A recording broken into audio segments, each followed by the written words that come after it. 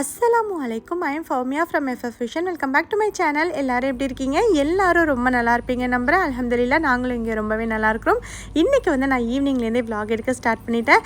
Evening வந்து பார்த்திங்கன்னா walking போயிட்டுருக்கிறப்ப ஒரு இடத்துல மட்டும் நிறைய மஷ்ரூம் வந்து முளைச்சிருந்துச்சு. அதை பார்க்கவே வந்து அழகாக இருந்த மாதிரி இருந்தது. அதை தான் நான் வீடியோவில் காமிச்சிருந்தது. இன்றைக்கி வெதர் வந்து காலையிலேருந்து வந்து மழையாக தான் இருந்தது. ஆனால் ஈவினிங் நம்ம நடக்கலாம் அப்படின்னு நினைக்கிற நேரத்தில் நல்லா வெயிலாக இருந்துச்சு. ஸோ அதனாலேயே இன்றைக்கி வந்து ஈவினிங் நாங்கள் வாக் பண்ண டைம் வந்து பார்த்திங்கன்னா 7 மணிக்கு மேலேயே தான் வந்து வாக் பண்ண ஆரம்பித்தோம். இப்போ டைம் வந்து 7:30 கிட்ட ஆகுது. இன்னுமே வந்து இப்படி தான் இருந்துகிட்ருக்கு. ஆனால் வந்து கொஞ்சம் அந்த மழை பெய்கிறதுனால சூடு வந்து ஓரளவுக்கு வந்து குறைஞ்சிருச்சு. இருந்தாலும் இன்னும் குறைஞ்சா பெட்டராக இருக்கும் அப்படிங்கிற மாதிரி இருக்குது. நைட்லாம் வந்து நல்லா கூலிங்காகவே இருந்துகிட்ருக்கு. இடையில வந்து 4-5 மாதம் வாக்கிங் போகிறதே வந்து ஸ்டாப் பண்ணியாச்சு. ஏன்னா வெயில் வந்து ரொம்ப தாங்க முடியல, அந்தளவுக்கு வெயிலாக இருந்துகிட்டு இருந்தது. அதனாலே வாக்கிங் போகிறத வந்து ஸ்டாப் பண்ணியிருந்தோம். இப்போ திரும்ப வந்து ஸ்டார்ட் பண்ணியாச்சு. இந்த வீடு வந்து பார்த்திங்கன்னா நம்ம ஏரியாலே புதுசாக வந்து ஷோ ஹவுஸ் வந்து கட்டிகிட்ருக்குறாங்க. இங்கே வந்து ஃபுல்லாக கவர் பண்ணி வச்சுருக்குறாங்கல்ல, அந்த இடம் ஃபுல்லாகவே வந்து இதே மாதிரியே வந்து வீடு வரப்போகுது. அது வந்து பார்த்திங்கன்னா ஒரு 70 to 80 வீடு வரைக்கும் வந்து கட்டுவாங்க அப்படின்னு நினைக்கிறேன். ஏன்னா அந்த மாதிரி தான் வந்து சொல்லியிருந்தாங்க. இப்போ நம்ம வந்து வீட்டுக்கு வந்தாச்சு. வீட்டுக்கு வந்ததுமே வந்து பார்த்திங்கன்னா ஃப்ரெண்டு வந்து சாப்பாடு வந்து கொடுத்து அனுப்பியிருந்தாங்க. இது வந்து ஹஸ்பண்டோட ஃப்ரெண்டு வந்து செஞ்சுருந்தாங்களாம். அவங்க வீட்டில் செஞ்சதான், அதாவது ஒரு சிரியன் ஃப்ரெண்டு தான் அவங்க வீட்டில் செஞ்சது தான் வந்து நமக்கு வந்து அனுப்பி வச்சுருந்தாங்க. என்னெல்லாம் இருக்குதுன்னு ஓப்பன் பண்ணி பார்க்கலாம். நமக்கு வேறு உடம்பு சரியில்லாத நேரத்தில் இந்த மாதிரி ஏதாவது ஃபுட் வரப்போ ரொம்ப ஹாப்பியாக இருக்கும். ஏன்னா யாராவது செஞ்சு கொடுத்தாலே ஹாப்பியாக இருக்கும்ல, அந்த மாதிரி தான் இருக்குது.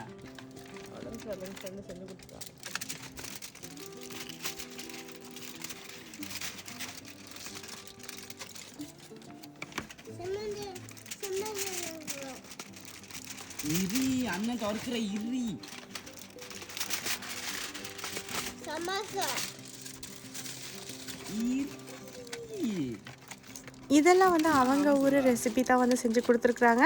இதில் இருக்கிறதுலாம் என்ன அப்படின்னு பார்த்தீங்கன்னா பீஃப் ரோல், அதுக்கப்புறம் வந்து சிக்கன் சமோசா, அப்புறம் இன்னொரு ரோல் வந்து செஞ்சு கொடுத்துருக்காங்க. அது என்னன்னு தெரியல. ஃபஸ்ட்டு இந்த சமோசா மாதிரி இருக்குல்ல, இதை வந்து நம்ம ஓப்பன் பண்ணி பார்த்துடலாம். இது வந்து சிக்கன், அதுக்கப்புறம் வந்து மட்டனில் வந்து இருந்துச்சு. மட்டன் இல்லை, லேம்பில் வந்து இருந்தது. உண்மையாக ரொம்ப ரொம்ப டேஸ்டியாக சூப்பராக இருந்துச்சு. இது வந்து சிக்கன் தான், நல்லா டேஸ்டியாக பண்ணியிருந்தாங்க. எப்படி பண்ணாங்க அப்படிங்கிறதுலாம் தெரியாது. இதோட ரெசிபியும் எனக்கு சுத்தமாக தெரியாது. அவங்க வந்து நம்ம சாப்பிட்டு பார்ப்போம் அப்படிங்கிறதுக்காக செஞ்சு கொடுத்துருக்குறாங்க. நெக்ஸ்ட்டு வந்து காஃபி போடலாம் அப்படின்னு சொல்லிட்டு கிச்சன் வந்தாச்சு. காஃபி மிஷின் வந்து புதுசாக வாங்கியிருந்தோம். இது வந்து தசீன் தான் எப்படி போடலாம் அப்படிங்கிறது வந்து இன்றைக்கி சொல்ல போகிறேன். எனக்கு இதை பற்றி சுத்தமாக எதுவுமே தெரியாது. Single shot, double shot, tamper.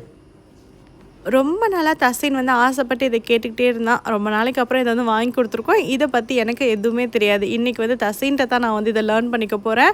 தசீனுக்கு வந்து காஃபி ரொம்ப பிடிக்கும் அப்படிங்கிறதுனாலே இது வந்து வாங்கியிருந்தான். இது வந்து கடையிலலாம் வந்து நம்ம வாங்கி குடிப்போம், அதாவது கெஃபேலலாம் வாங்கி குடிக்கிற மாதிரியான காஃபி வந்து இதில் செய்யலாம் அப்படின்னு வாங்கியிருக்கான்.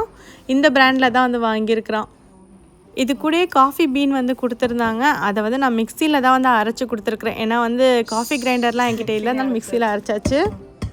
காஃபி வாங்கி தாங்கப்பா. எங்கே அந்த காஃபி இது நீங்கள் வச்சுங்க. நம்ம கிரைண்ட் பண்ணி வச்சுருக்கோம்ல, அந்த காஃபி பவுடர் வந்து இதில் வந்து சேர்த்துக்கலாம். இது வந்து இன்ஸ்டன்ட் காஃபி வந்து இதில் போட முடியாது. நம்ம வந்து ஃபில்டர் காஃபி அந்த மாதிரிலாம் வந்து இதில் போடலாம் அப்படின்னு நினைக்கிறேன். இதில் வந்து ஃபில் பண்ணிக்கிறான், அதாவது ஒரு அளவாக இதில் வந்து ஃபில் பண்ணிக்கிறான். ஃபில் பண்ணிவிட்டு இதை வந்து நல்லா வந்து ப்ரெஸ் பண்ணி விட்டுறாரு. எப்படியோ ஒரு வழியாக வாங்கிட்டேன். இந்த அளவுக்குலாம் எனக்கு பொறுமை இருக்காது. Takes a while though.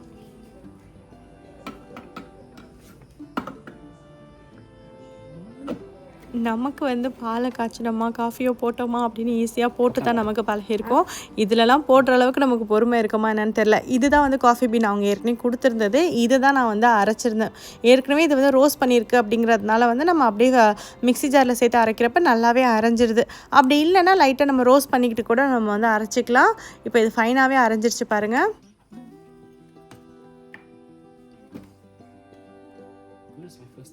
என்ன பண்ணோம்? First time.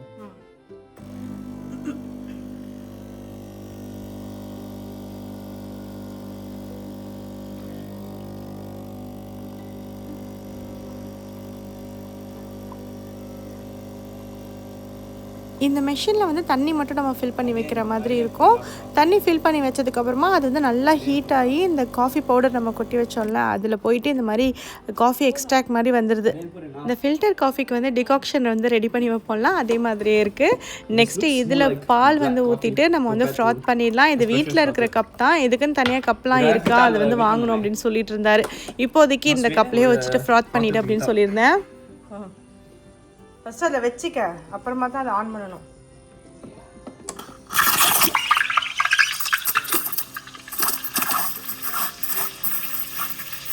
என்னடா தண்ணி அது ஃபுல் ஆகுது. ஃப்ராத் ஆகுது மண்ணாதா அவனும் பபிள் ஆகுது. ஓ சரி பண்ணு. இதுக்கு மாதிரி என்ன பண்ண ஊத்திடும். பண்ணு நல்லா ஃப்ராத் பண்ணிடு. நல்லா ஃப்ராத் பண்ணுவாங்க அவங்கலாம். என்ன பண்ண ஊத்திடுமா? ஓ சி ஃப்ராத்திங். இப்போ நம்ம எப்படி கேப்புச்சினோ செய்கிறது? ஆஸ்போர்ட் போடுங்களா நீங்கள்? ஆக்சுவலாக இந்த லாத்தி ஆர்ட் வந்து பண்ணுவாங்கள்ல, அது பண்ண தான் ட்ரை பண்ணேன். ஆனால் எனக்கு வந்து அந்தளவுக்கு வரல. இன்னும் இந்த காஃபியோட அந்த எக்ஸ்ட்ராக்ட் வந்து இன்னும் நல்லா டார்க்காக இருக்கணுமா, அப்போ தான் அது பண்ண முடியும் அப்படின்னு சொல்லியிருந்தாங்க. அதே மாதிரி இன்னும் வந்து ஃப்ராத் பண்ணியிருக்கணும் அப்படிங்கிற மாதிரி தசின்னு சொல்லியிருந்தான். ஒரு வழியாக காஃபியை போட்டு குடிச்சு முடிச்சாச்சு.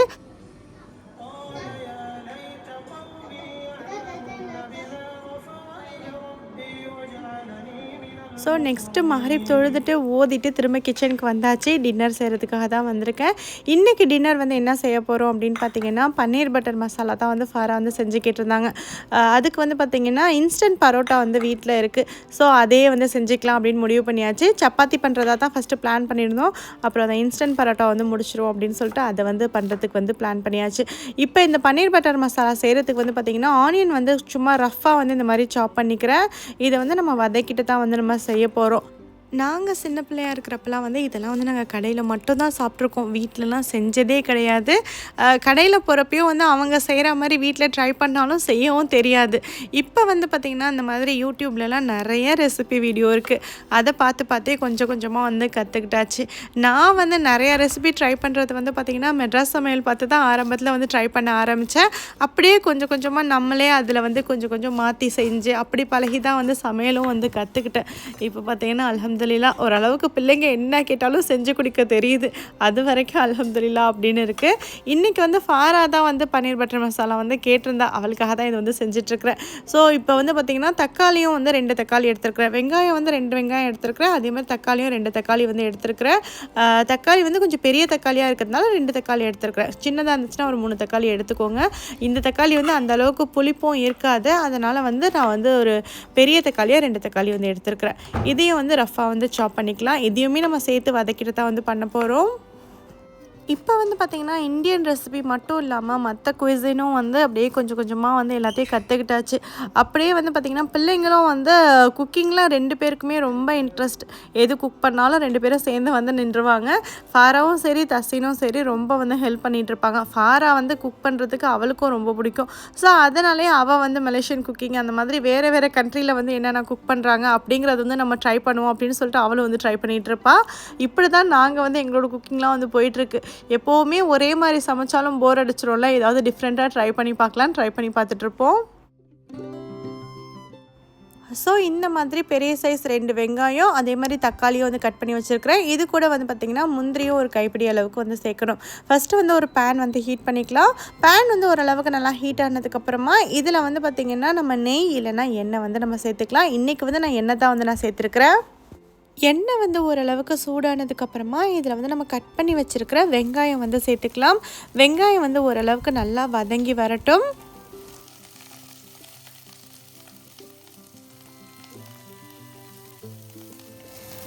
நம்ம சேர்த்துருந்த வெங்காயம் எல்லாமே வந்து ஓரளவுக்கு நல்லா வதங்கினதுக்கப்புறமா இதில் வந்து நம்ம கட் பண்ணி வச்சுருக்கிற தக்காளி வந்து சேர்த்துடலாம். தக்காளியும் சேர்த்துட்டு நல்லா வந்து வதக்கி விட்டுக்கலாம். தக்காளி வந்து வதங்குறதுக்கு வந்து பார்த்திங்கன்னா கொஞ்சமாக இதில் நான் வந்து உப்பு வந்து சேர்த்துக்கிறேன். இதில் வந்து உப்பு அப்புறம் முந்திரி வந்து சேர்த்துருக்குறேன். அந்த கிளிப் வந்து பார்த்திங்கன்னா ரெக்கார்ட் பண்ண மறந்துட்டேன். முந்திரி வந்து பார்த்திங்கன்னா ஒரு கைப்பிடி அளவுக்கு நான் சேர்த்துருக்குறேன். நம்பர்ஸ்லன்னு சொல்லணும்னா ஒரு 10 to 12 முந்திரி வந்து சேர்த்துக்கலாம் நான் இன்றைக்கி வைக்கிற அளவுக்கு கிரேவிக்கு. இப்போ இதில் வந்து பார்த்திங்கன்னா இஞ்சி பூண்டு பேஸ்ட்டு வந்து 1 டீஸ்பூன் அளவுக்கு சேர்த்துக்கிறேன். ரொம்ப நிறையா இஞ்சி பூண்டு பேஸ்ட் வந்து இதில் சேர்க்க தேவையில்லை. இப்போ இதெல்லாம் சேர்த்ததுக்கப்புறமா இந்த இஞ்சி பூண்டு பேஸ்ட்டோட பச்சை வாசனை போகிறதுக்கு இதை நல்லா வதக்கிக்கலாம். இது எல்லாம் ஓரளவுக்கு நல்லா வதங்கி வந்ததுக்கப்புறமா இதில் வந்து மிளகாத்தூள் வந்து நான் சேர்த்துருக்கிறேன். இது வந்து காஷ்மீரி ரெட் சில்லி பவுடர் தான். இது வந்து நல்லா கலர் இருக்கும், அந்த அளவுக்கு காரம் இருக்காது. உங்ககிட்ட காஷ்மீரி ரெட் சில்லி ஒரிஜினலாக இருந்துச்சுன்னா அந்த சில்லியே இதில் சேர்த்துக்கலாம். ஏன்னா சேர்த்துட்டு வதக்கிட்டு அரைக்கிறப்ப அதுவுமே சேம் டேஸ்ட்டு தான் கொடுக்கும். என்கிட்ட இந்த பவுடர் தான் இருக்குது அப்படிங்கிறதுனால அந்த சில்லி பவுடர் வந்து நான் சேர்த்துருக்குறேன். அதையும் சேர்த்துட்டு ஒரு டைம் நல்லா வந்து மிக்ஸ் பண்ணி விட்டாச்சு. இப்போ அவ்வளோதான். இப்போ இதை வந்து பார்த்திங்கன்னா நல்லா வதங்கினதுக்கப்புறமா நம்ம ஸ்டவ் வந்து ஆஃப் பண்ணிவிட்டு நம்ம இதை வந்து நல்லா ஆற விட்டுடலாம். இப்போ நம்ம வதக்கி வச்சுருந்த வெங்காயம் தக்காளி இது எல்லாமே நல்லா ஓரளவுக்கு ஆறுனதுக்கப்புறமா அதை வந்து நம்ம மிக்ஸி ஜாரில் சேர்த்துடலாம். அப்படி ஆறுறதுக்கு ரொம்ப லேட் ஆகிற மாதிரி இருந்துச்சுன்னா நீங்கள் வந்து கொஞ்சம் 2-3 ஐஸ் க்யூப் சேர்த்துட்டு அரைச்சிங்கன்னா அது கரெக்டாக வந்து அரைஞ்சி வந்துடும். பார்த்திங்கன்னா இதில் வந்து நான் கொஞ்சமாக மட்டும் தண்ணி சேர்த்துட்டு வந்து அரைச்சிக்க போகிறேன்.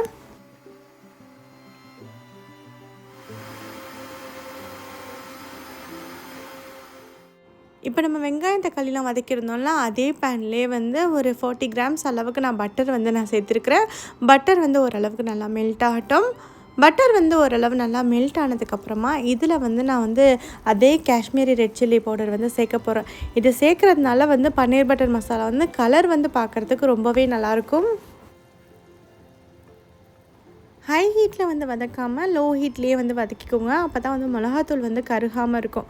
இப்போ வந்து மிளகாத்தூள் ஓரளவுக்கு நல்லா வதங்கினதுக்கப்புறமா நம்ம அரைச்சி வச்சுருக்குறோம்ல அந்த பேஸ்ட்டை வந்து இதில் சேர்த்துடலாம். இந்த மிக்ஸி ஜார்லேயே கொஞ்சமாக வந்து தண்ணி அலசிட்டு அதையும் வந்து இதில் நான் சேர்த்துக்க போகிறேன்.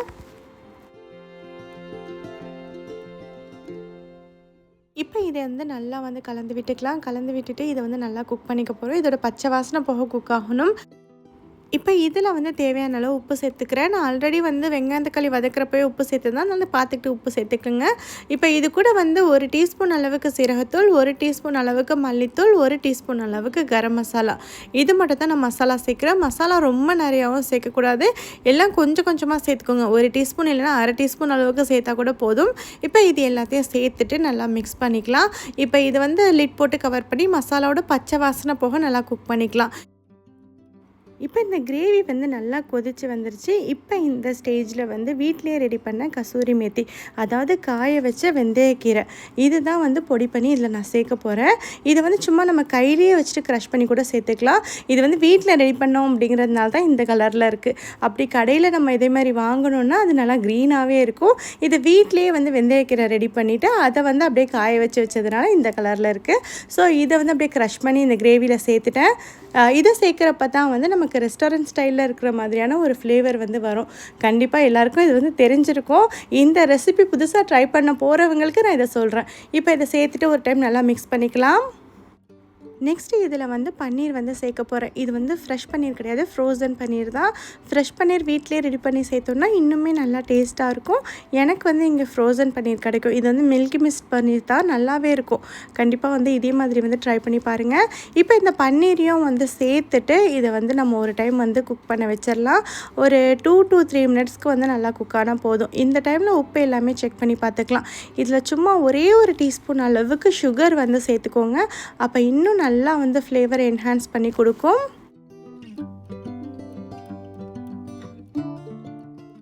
இப்போ இந்த கிரேவி வந்து பார்த்திங்கன்னா நல்லா சூப்பராக ரெடி ஆகிடுச்சு. ஃபைனலாக இதில் வந்து 1 டேபிள் ஸ்பூன் அளவுக்கு பட்டர் வந்து சேர்த்துக்கலாம். உங்கள்கிட்ட ஃப்ரெஷ் க்ரீம் இருந்துச்சுன்னா க்ரீம் கொஞ்சமாக சேர்த்துக்கோங்க. அப்படி இல்லைன்னா ஒன்றுமே பிரச்சனை இல்லை, சேர்க்கலனாலும் சேர்க்காமல் இருக்கலாம். ஸோ இதில் நான் க்ரீம் கொஞ்சமாக சேர்த்துருக்குறேன். ஸோ அவ்வளோதான், பன்னீர் பட்டர் மசாலா வந்து நல்லா சூப்பராக ரெடி ஆகிடுச்சு. நான் வந்து எப்போதுமே இந்த மாதிரி தான் செய்வேன். டேஸ்ட்டும் ரொம்ப நல்லாயிருக்கும். சப்பாத்தி பரோட்டா கூடலாம் வந்து ரொம்பவே நல்லாயிருக்கும். பன்னீரும் வந்து நல்லா சாஃப்டாக இருக்குது, நல்லா குக்காகி வந்துருச்சு. இதே வீட்டில் ஃப்ரெஷ்ஷாக ரெடி பண்ணோன்னா இன்னுமே நல்லா டேஸ்ட்டாக இருக்கும். நெக்ஸ்ட்டு வந்து பார்த்திங்கன்னா பரோட்டா வந்து நம்ம செய்ய ஆரம்பிச்சிடலாம். பரோட்டா வந்து நான் இன்றைக்கி இன்ஸ்டன்ட் பரோட்டா தான் எடுத்துருக்கிறேன். இந்த பிராண்டில் தான் எடுத்துருக்கிறேன். எப்போவுமே இந்த பிராண்ட் தான் வாங்குவேன், அதுவும் இந்த பர்பிள் கலர் பேக்கெட் தான் வாங்குவேன். இந்த கலரில் உள்ள பேக்கெட்டில் உள்ள பரோட்டா வந்து பார்த்திங்கன்னா ரொம்பவே நல்லாயிருக்கும். மற்றபடி க்ரீன் கலரில் உள்ள பேக்கெட்டை விட எனக்கு இது வந்து நல்லா இருக்கிற மாதிரி இருக்குது. யாராச்சும் ட்ரை பண்ணணுன்னா ட்ரை பண்ணி பார்க்கலாம். அப்பப்போ இன்ஸ்டன்ட் பரோட்டா வந்து நான் வீட்டில் வாங்கி வச்சுக்குவேன். ஏன்னா வந்து பிள்ளைங்க வந்து நம்ம யாரும் வீட்டில் இல்லை அப்படிங்கிற டைமில் அவங்க பசிச்சிச்சுன்னா செஞ்சு சாப்பிட்டுக்குவாங்க. அதுக்காகவே தான் வாங்கி வச்சுருப்பேன். மற்றபடி வந்து பார்த்திங்கன்னா பரோட்டா வந்து பிள்ளைங்களுக்கு வேணும்னா நானே செஞ்சு கொடுத்துருவேன். இன்றைக்கி மெனு வந்து சப்பாத்தி வித் பன்னீர் பட்டர் மசாலா அப்படிங்கிற ஐடியாவில் தான் இருந்தோம். ஆனால் வந்து கொஞ்சம் லேட் ஆகிட்டதுனால, அதுவும் இல்லாமல் இன்ஸ்டன்ட் பரோட்டா வீட்டில் இருந்ததுனால இதையே செஞ்சாச்சு. இந்த பரோட்டாவுக்கு வந்து பார்த்திங்கன்னா எண்ணெய் எதுவுமே ஊற்ற தேவையில்லை. அதிலே வந்து போதுமான அளவு எண்ணெய் எல்லாமே இருக்கும். டேஸ்ட்டும் நல்லாயிருக்கும். கண்டிப்பாக ட்ரை பண்ணுறவங்க ட்ரை பண்ணி பார்க்கலாம். ஸோ அவ்வளோதான், இன்றைக்கி டின்னரும் வந்து நல்லா சூப்பராக ரெடி ஆகிடுச்சு. பன்னீர் பட்டர் மசாலா ரொம்பவே வாசமாக சூப்பராக இருக்குது. இது கூட பரோட்டாவும் ரொம்ப சூப்பராக ரெடி ஆகிடுச்சு. டேஸ்ட்டும் ரொம்ப நல்லாயிருக்கும். ஃபஸ்ட்டு வந்து பார்த்திங்கன்னா ஹஸ்பண்ட் தான் வந்து சாப்பிட போகிறாங்க. இந்த பரோட்டா வந்து பார்த்திங்கன்னா சுட்டு அப்படியே சாப்பிட்டா தான் நல்லாயிருக்கும். சுட்டு வச்சுட்டு லேட்டாக சாப்பிட்டோன்னா அந்தளவுக்கு நல்லா இருக்காது. அதனால் ஒருத்தவங்களுக்காக சுடுறப்போ ஒருத்தவங்களாம் வந்து சாப்பிடுங்க அப்படின்னு சொல்லியாச்சு. பார்த்திங்கன்னா டேஸ்ட் வந்து ரொம்ப ரொம்ப சூப்பராக இருந்துச்சு. பன்னீர் பட்டர் மசாலா இது வரைக்கும் ட்ரை பண்ணலாம் அப்படின்னா இதே மாதிரி ட்ரை பண்ணி பாருங்கள். டேஸ்ட் வந்து ரொம்பவே நல்லாயிருக்கும். ஹஸ்பண்டும் சாப்பிட்டுட்டு ரொம்ப நல்லாயிருக்கு அப்படின்னு சொன்னாங்க. இந்த வீடியோ வந்து பார்த்திங்கன்னா இதோட எண்ட் பண்ணிக்கிறேன். இந்த வீடியோ உங்களுக்கு கண்டிப்பாக பிடிச்சிருக்கோன்னு நம்புகிறேன். பிடிச்சிருந்துச்சுன்னா லைக் பண்ணுங்கள், ஷேர் பண்ணுங்கள். இது வரைக்கும் என்னோட சேனலுக்கு சப்ஸ்கிரைப் பண்ணலைன்னா மறக்காமல் சப்ஸ்கிரைப் பண்ணிக்கோங்க. அப்படியே பக்கத்தில் இருக்கிற பெல் ஐக்கானையும் ப்ரெஸ் பண்ணிக்கோங்க. அப்போ தான் என்னோட அடுத்தடுத்த வீடியோக்கான நோட்டிஃபிகேஷன் உங்களுக்கு உடனே வரும். தேங்க்யூ ஃபார் வாட்சிங். அஸ்ஸலாமு அலைக்கும்.